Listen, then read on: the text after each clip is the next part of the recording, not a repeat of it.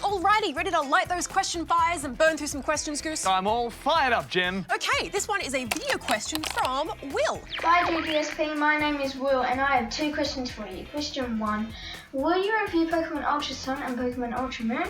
Question 2, what is your recommendations for the 3DS? Bye!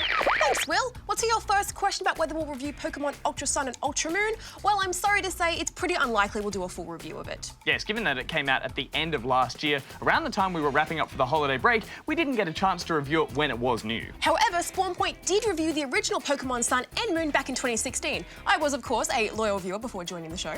And you are correct, Gem. The original Pokemon Sun and Moon was scored 4 and 4.5 rubber chickens. And considering that Ultra Sun and Ultra Moon are more or less remakes, you could take those scores as a high recommendation. Though, of course, there are some differences, so maybe you could just carry the 1, adjust for inflation, and that could give you a good estimation of what we might score it today. But, Goose, doesn't that fly in the face of the Pokemon philosophy, gotta catch 'em all? Or, in our case, gotta review 'em all? Well, I don't think it would be possible to review every game, Gem. We do have to be somewhat selective. So many games, so little time. Well, I guess you're right. On to some recommendations for the 3DS. Oh, yes. Well, aside from Pokemon Ultra Sun and Ultra Moon, there's some other good Pokemon games, like Pokemon X and Y, and Omega Ruby and Alpha Sapphire.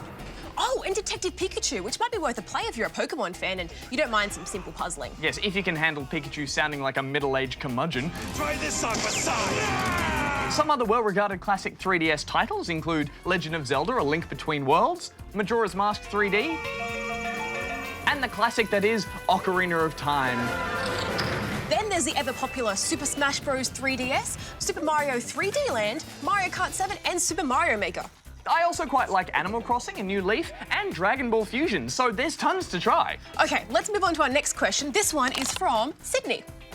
Hi, from the land of Egyptian snakes. Can you tell me if there are any good games that have an Egyptian and/or snake theme? If you don't respond, I will send my serpents out to eat you.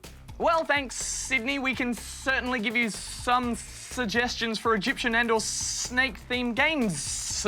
You okay? I'm splendid. Well, first off, you might like to give the Discovery Tour Ancient Egypt a try. It's great if you're a bit of an ancient history buff or just like to explore. You know, Darren is actually a bit of an Egyptian expert, and I'm sure he knows a bit about snakes too. Shall we give him a call and loop him in on the discussion? Only if you stop doing this thing. Yeah, I'll stop now. Hello, you've reached Darren. I'm not available to come to the phone right now, but if you have a noob you'd like to report, press 1. If you'd like to donate to my noob research crowdfunding campaign, press 2. Beep. Okay, it went to voicemail. I guess we'll have to wing it and see if he gets back to us. Hi, Darren. We need to know some snake games and Egyptian stuff. Give us a call back. Okay, bye? That's really strange. Yeah. Well, anyway, off the top of my head, other games that feature Egypti themes. Ooh, there's the Egyptian civilizations in Civ 6, for example, and the Egyptian campaigns in the Age of Empires games. Oh, and who could forget the city builder Pharaoh? Even though it's an oldish game, you can still find Pharaoh and the Cleopatra expansion available as a combo for PC. And am I remembering correctly that there's some Egyptian-themed levels in Crash Bandicoot 3, which would mean they'd be available in the Crash Bandicoot Insane Trilogy? Oh, yeah, I think you're right. As for snake-themed suggestions, Sydney, there's a puzzle platformer, Snake Pass, featuring a snake whose name is Noodle. Aww. There's also Slither.io, the free online browser game where you try to grow as long as possible.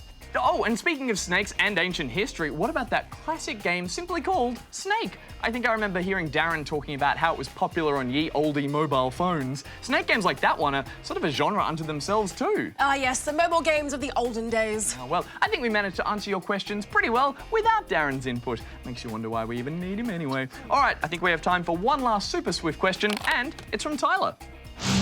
Will Sea of Thieves nay available for PS4? Thanks. Darren is a noob.